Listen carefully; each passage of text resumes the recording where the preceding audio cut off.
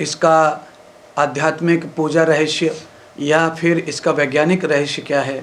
तो ये मैं आपको बताऊंगा। मकर संक्रांति का तात्पर्य आप समझें। अभी इस समय मैं वीडियो बना रहा हूँ, ये दक्षिणायन चल रहा है।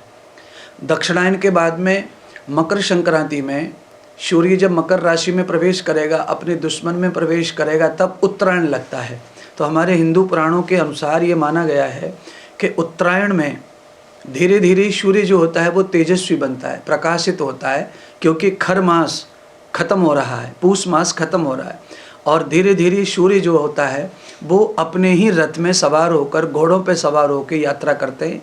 और अभी कहा गया पुराणों में कि सूर्य के घोड़े थक जाने के बाद वो गधा जोड़ लिए उन्होंने, और इसीलिए ये जो है धीमा गति का और बहुत स्लो हो गया, तेज सूर्य भगवान का, उससे हमारी शीतलहर दौड़ती है, ठंडक दौड़ती है। अब धीरे धीरे मकर के बाद में ये गर्मी की तरफ बढ़ेगा, सूर्य जो है शरद ऋतु खत्म होंगे धीरे धीरे से, और उनकी स्पीड वही घोड़े और 7 रथ वाली बात जो कहते हैं पुराणों में वो सिद्ध होती है। दूसरा इसका वैज्ञानिक इफेक्ट ये है कि ग्रह नक्षत्र जो होते हैं वो भूगोलीय है। तो मकर राशि में जब सूर्य प्रवेश होता है तो बहुत ज़्यादा उत्तरायण में सब देवता जो होते हैं वो प्रसन्न होते हैं और ज़्यादातर भक्तों पर कृपा करते हैं, और बताते हैं भीष्म पितामह ने भी उत्तरायण मकर संक्रांति के पर्व के बाद ही अपने प्राणों का अंत किया था, जिससे भगवान श्री नारायण का उनको सानिध्य प्राप्त हुआ था। दूसरा यह है कि मकर संक्रांति को एक पावन स्नान करे की परंपरा है, दान की परंपरा है। तो मैं आपको कहूँगा कि आप सूर्य दर्शन करें, सूर्य स्नान करें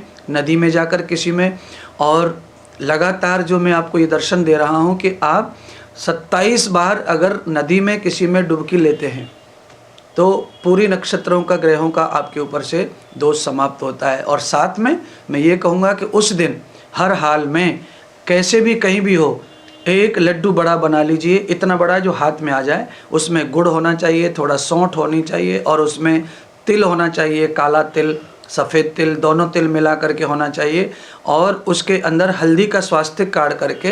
भगवान भास्कर नारायण का, सूर्य नारायण का अगर नाम लिखा जाए हल्दी से तो नाम लिख दो, और उसे गौ माता को प्रदान कर दो, उसे मछलियों को प्रदान कर दो। उसके बाद आप देखेंगे कि स्नान और दान के बाद आपके पूरे दिन सुधर जाएंगे, और इससे शारीरिक रोग कोई होता है तो ऐसा पूजा और दान स्नान करने से आदमी शारीरिक रोगों से मुक्त होता है।